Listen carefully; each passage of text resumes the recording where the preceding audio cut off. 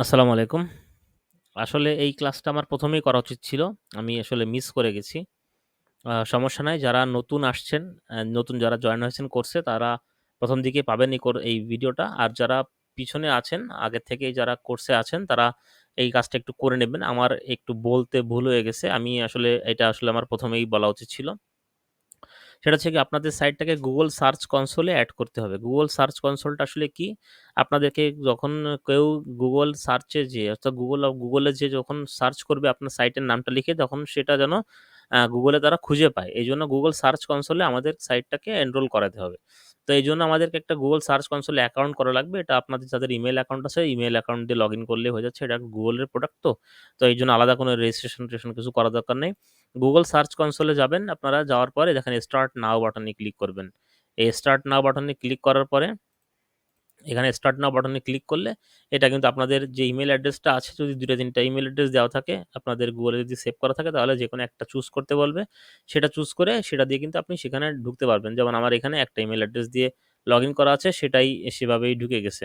যাই হোক এরপর আপনারা কি করবেন? আপনারা এখান দিয়ে দেখেন আমার যে সমস্ত সাইট আছে Google সার্চ কনসোলের এই অ্যাকাউন্টে সেগুলা কিন্তু এখানে কিন্তু এড করা আছে।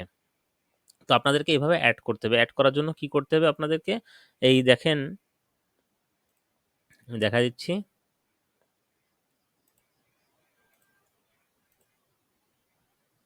পেজটা একটু ছোট করি। পেজটা অনেক বড় হয়ে গেছিল। যাই হোক এই যে এড প্রপার্টিজ অপশনটা আছে বাম পাশে আপনারা যখন দেখবেন নিচে এড প্রপার্টি অপশনটা আছে। এই এড প্রপার্টিতে ক্লিক করবেন।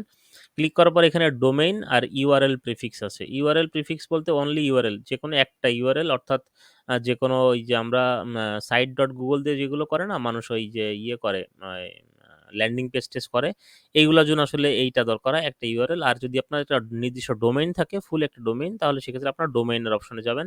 এই ডোমেইনের অপশনে আপনাদের ডোমেইনের নামটা লিখবেন। আমার তো যেহেতু সবগুলো এড করা আছে সেহেতু আমি নতুন করে দেখাতে পারছি না আমার এখানে। আমি আমাদের একজন পুরনো স্টুডেন্টের আ একটা ডোমেইন দিয়ে দেখাই। যেমন মনে করেন তার ডোমেইনটার নাম কি ছিল?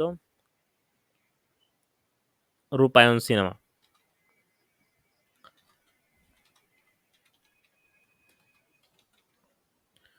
রূপায়ণ সিনেমা ডট কম।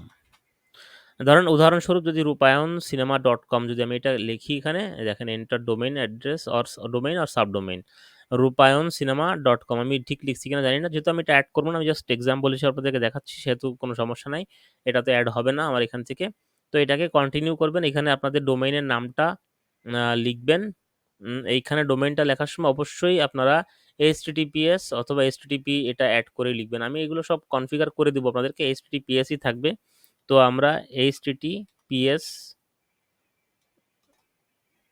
আপনারা এটা কপি করে নেবেন জাস্ট কপি করে নেবেন ধরেন রূপায়ণ সিনেমা যদি আমি এখান থেকে ওপেন করি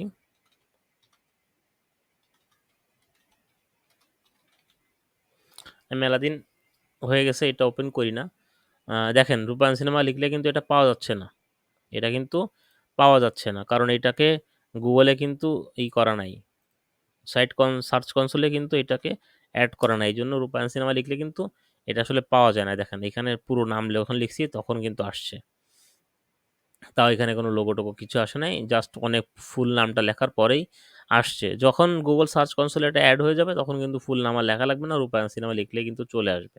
যখন আপনাদের সাইটটা যদি এভাবে ওপেন হয়, ওপেন হওয়ার পরে আপনারা কি করবেন? আপনারা এই উপরে থেকে আপনাদের ডোমেইনের নামটা কপি করে নেবেন অথবা আপনাদের সি প্যানেলে যাবেন যখন সি প্যানেলে গেলেও কিন্তু আপনারা আপনাদের সাইটের নামটা কিন্তু এখান থেকে পেয়ে যাবেন। এভাবে এইখান থেকে পেয়ে যাবেন বা WordPress এর ভিতরে গেলে সফটওয়্যার ক্লাসের ভিতরে গেলে পেয়ে যাবেন। এখানে আমি দেখা দিচ্ছি কোথা থেকে পাবেন।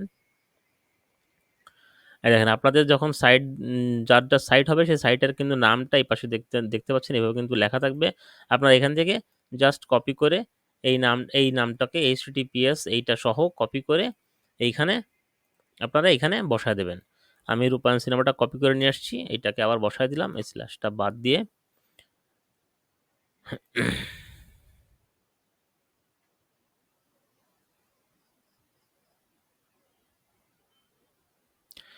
সরি এটা https দেওয়া যাবে না। সরি। রেগুলার করি না তো ভুলে গেছি। যাই হোক https দেওয়া যায় না। https দিলে একটা লিঙ্কই নিবে শুধুমাত্র। যাই হোক https দিব না। https বাদ দিয়ে এটা দিতে হবে। এটা দেওয়ার পরে আপনি যখন কন্টিনিউ তে ক্লিক করবেন দেখেন ভেরিফাই হচ্ছে প্রপার্টি। প্রপার্টি কিন্তু ভেরিফাই হবে না আমার এখান থেকে। এখানে দেখেন ভেরিফাই করতে গেলে আসলে কি বলতেছে, ভেরিফাই করতে গেলে বলতেছে সিলেক্ট রেকর্ড টাইপ টেক্সট, এখানে কিন্তু লিখে দিছে text recommended, sign in to a domain name provider, GoDaddy or যে কোনো আপনার আপনি যে ডোমেইন নেমটা কিনছেন এখানে জাস্ট উদাহরণস্বরূপ দুইটা নাম দিচ্ছে, copy text record below DNS configuration, এই যে লিঙ্কটা দিয়েছে, এই যে এইটাকে আপনাকে কপি করতে হবে এইটা ভেরিফাই করার জন্য। এটা কপি করে এরপর আপনাদের যে সি প্যানেল, সেই সি প্যানেলে চলে যাবেন। সি প্যানেলটা কিভাবে ওপেন করবেন আপনারা, ধরেন আপনারা যারা নতুন আছেন, আমি যে হোস্টিংটা কিনে দিয়েছি এসআর হোস্টের থেকে, এই হোস্টের থেকে যখন আপনারা যাবেন এখান থেকে গেলে কিন্তু আপনাদের প্রপার্টিজে যখন যাবেন এখানে কিন্তু এইটার নতুন একটা অ্যাকাউন্ট, সেই জন্য এখানে দেখাচ্ছে না। আমি আমার অ্যাকাউন্টটি দেখাই, আমি আমার অ্যাকাউন্টটি দেখাই, তাহলে আপনাদের বুঝতে সুবিধা হবে।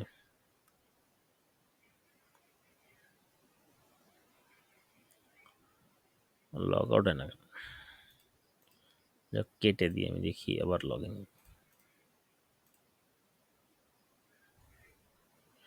এসআর হোস্ট, আমার হোস্টের থেকে যদি আমি লগ ইন করি,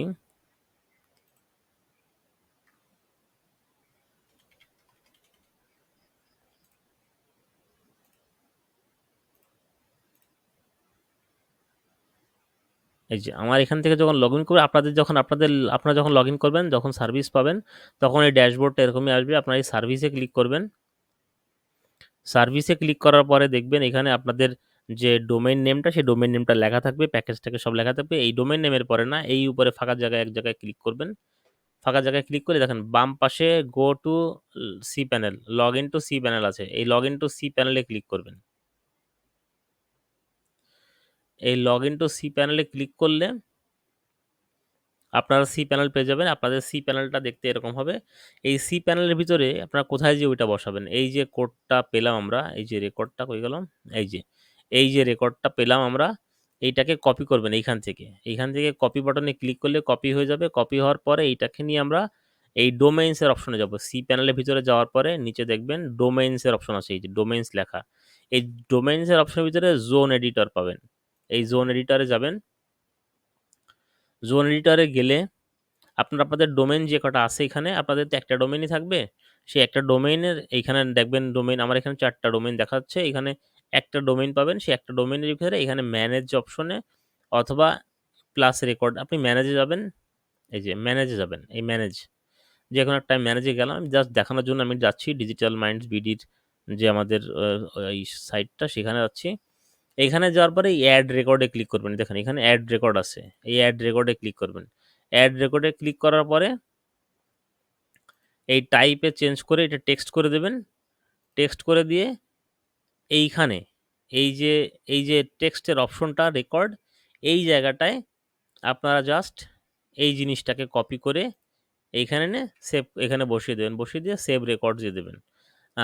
সেভ রেকর্ড দিবেন। এরপরে আপনারা হচ্ছে উপরে নামটা লিখে দেবেন। এই দেখেন এখানে কিন্তু লেখা আছে, এই যে rupancinema.com, এই rupancinema.com, এইটা এখানে আপনাদের সাইটের যে নামটা হবে সেই নামটা এখানে বসায় দেবেন। এখানে তো অন্য কিছু বসানো যাচ্ছে না, এখানে তো আমার ডিজিটাল মাইন্ডস বিডির এইটাই হবে। আমি জাস্ট একটু উদাহরণ দিলাম। এখানে আপনাদের সাইটের যে নামটা এইখানে যেটা দিচ্ছে, এখানে যেটা দেওয়া আছে, এইখানে যেটা যেভাবে দেওয়া আছে, অর্থাৎ আপনাদের সাইটের যেটা নাম অরিজিনাল, সেই নামটা এখানে কপি করে, এটাকে কপি করে এই যে কপি করবেন, কপি করে এখানে পেস্ট করে দেবেন। এখানে পেস্ট করে দিয়ে এটাকে সেভ করে দেবেন। আমি সেভ করতেছি না, কারণ যেহেতু এটা আমার না। যাই হোক, আমি এটা দেখাই দিলাম আপনাদেরকে। এই দেখেন আমার এখানে কিন্তু নিচে আছে, আমি একটা দেখাই দিই আমাদের গুগল ভেরিফিকেশনের যেটা, এই দেখেন গুগল সাইট ভেরিফিকেশনের যেটা, সেটা কিন্তু আছে। এই দেখেন এখানে নামটা এখানে আসছে, টেক্সট অপশন, এরপরে গুগল সাইট ভেরিফিকেশনের কোডটা দিয়ে এটা সেভ করে দিবেন। এটা সেভ করে দিলে এখানে সেভ হয়ে যাবে। সেভ হয়ে গেলে এটা কেটে দিবেন, সমস্যা নাই। কেটে দেওয়ার পরে 2-1 মিনিটও লাগবে না, আপনি এখানে জাস্ট ভেরিফাই বাটনে ক্লিক করবেন। ভেরিফাই বাটনে ক্লিক করলে দেখবেন ভেরিফাই হয়ে গেছে। ভেরিফাই হয়ে গেলে আমি এটা ক্যান্সেল করে দিই, এটা তো আমার যেহেতু না, সেহেতু শুধু শুধু এখানে অ্যাড করে লাভ নেই। ওইটা আপনার ভেরিফাই হয়ে যাবে। ভেরিফাই হয়ে গেলে আপনারা এখানে দেখতে পারবেন ভেরিফাইড লেখা আসবে। এখানে ভেরিফাইড বলতে কি, এখানে এখানে আপনাদের সাইটের নামটা লেখা আসবে, domain properties. Are not verified যেগুলো, সেগুলো নিচে থাকবে, আপনাদের তো থাকবে না। দেখেন আমি যেমন এই কেবলমাত্র rupancinema.com এখানে অ্যাড করছিলাম, এটা নট ভেরিফাইড, এই দেখেন নট ভেরিফাইড হয়ে বসে আছে এখানে। এটা আমার তো প্রয়োজন নাই। এটা আমি ভেরিফাই তো আর কখনোই করব না। এটা তো আর আমার সাইট না, আমি ভেরিফাই কেন করব? রিমুভ প্রপার্টিজ করে দিই আমি। আমার এখানে আর কি কি আছে? নট ভেরিফাইড, এগুলো রিমুভ করে দিই। আপনাদের এখানে ওটা কিন্তু ভেরিফাইড হয়ে যাবে। যাই হোক, এইগুলা রিমুভ প্রপার্টিজ। হ্যাঁ, এরপরে কি হবে? এরপর আপনাদের এখানে দেখতে পারেন আপনাদের ডেটাবেসে কতগুলো মুভি, সাইটের কতগুলো মুভি-টুভি কি দেখি আছে, কতগুলো পেজ আছে সেগুলো সব দেখতে পারেন। যেমন mrbobd.com যদি আমি ওপেন করি, প্রপার্টিসটা যদি ওপেন করি তাহলে দেখেন এখানে আমাদের ফুল ইউআরএল পারফরম্যান্স দেখতে পারবেন। এখানে এই পারফরম্যান্সটা দেখা যাচ্ছে, ওয়েব সার্চ ক্লিক কতগুলো, এই টোটাল ক্লিকস কত, টোটাল ইমপ্রেশন কত, এভারেজ সিটিআর কত, এভারেজ সব কিছু আপনাদের পুরো স্ট্যাটিস্টিক্স এখানে দেখতে পারবেন। কতগুলো পেজ আছে, এই দেখেন কতগুলো পেজ আছে। Not indexed 18,000 page not indexed, 65টা ইন্ডেক্সড মাত্র, মানে 65টা র্যাঙ্কিংয়ে আছে গুগল সার্চে, আর বাদ বাকিগুলো নাই, কারণ এগুলো আপনাদের কপিরাইট ক্লেমের কারণে এগুলো হচ্ছে গিয়ে ইন্ডেক্সড হবে না, ইন্ডেক্সের থেকে ক্যান্সেল হয়ে যাবে। এই এই কাজটা আপনারা একটু করে নেবেন। আপনারা যারা নতুন আছেন, যারা নতুন সাইট করতেছেন, বা আমার এইখান থেকে যারা সাইট নিয়েছেন তারা একটু করে নেবেন। আর যদি কোনো সমস্যা, তাহলে তো আমি আছি, আমাকে যদি আপনি একান্তই নাই পারেন তাহলে আমাকে জাস্ট লগ ইন ইনফরমেশনগুলো দিয়ে দেবেন, তাহলে আমি আপনার সেটা করে দিব। তো এইটার কাজ তেমন কিছু নাই, এটা এখানেই কাজ শেষ। যারা ব্লগার দিয়ে করে তাদের অনেক কাজ থাকে, কিন্তু ওয়ার্ডপ্রেস দিয়ে করলে এখানে আর কোনো কিছু করা লাগে না। এখানে সব কিছু ইন্ডেক্সড অটোমেটিক্যালি হয়ে যাবে। তো এখানে আপনাদের ফুল পারফরমেন্স, কতগুলো পেজ টেজ আছে, যতগুলো পেজ আপনি বা যতগুলো পোস্ট আপনি করবেন সেগুলো অটোমেটিক্যালি এখানে আপডেট হতে থাকবে প্রতিনিয়ত। তো সেক্ষেত্রে আমাদের র্যাঙ্কিংটা ভালো থাকবে। যে কোনো মানুষ গুগলে এসে সার্চ করলে, যেমন ধরেন আমি একটু আগে rupancinema.com লিখে সার্চ করছিলাম, তখন কিন্তু পুরোটা লেখা লাগছিল আসার জন্য, কারণ ওইটা কিন্তু ইন্ডেক্সড, ওইটা সার্চ কনসোলে ছিল না। কিন্তু আমারটা দেখেন, এমআরবিও বিডিও লেখা লাগে না, এইটা এমআরবিও বিডি যদি আপনি লেখেন তাহলে কিন্তু প্রথমেই চলে আসে, .com কিছুই লেখা লাগে না। এখানে আমাদের কত ক্লিক্স আছে সব কিছু এখানে, যেহেতু আমার এখানে অ্যাড করা আছে সেজন্য দেখাচ্ছে। দেখেন এমআরবিও বিডি, সরি, XYZ, যদিও এই ডোমেনটা ক্যান্সেল করে দিছি আমি, এইটা কিন্তু এখনও সার্চ কনসোলে আছে, কারণ এটা কিন্তু আমার সার্চ কনসোলের ভিতরে অ্যাড করা আছে এখনও।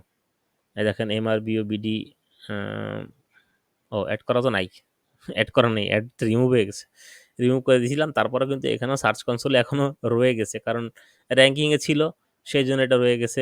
এইভাবে আপনারা কিন্তু র্যাঙ্কিংটা ঠিক করে নিতে পারবেন। এমআরবিও বিডি ওই .com রিভিউজ সব কিছুই কিন্তু এখানে আছে। আমার যখন সার্চ কনসোলে যদি অ্যাড হয়ে যায় তখন সার্চ দিলেই আপনার ফুল ডেটা কিন্তু এখানে চলে আসবে, ওয়েবসাইট সব চলে আসবে।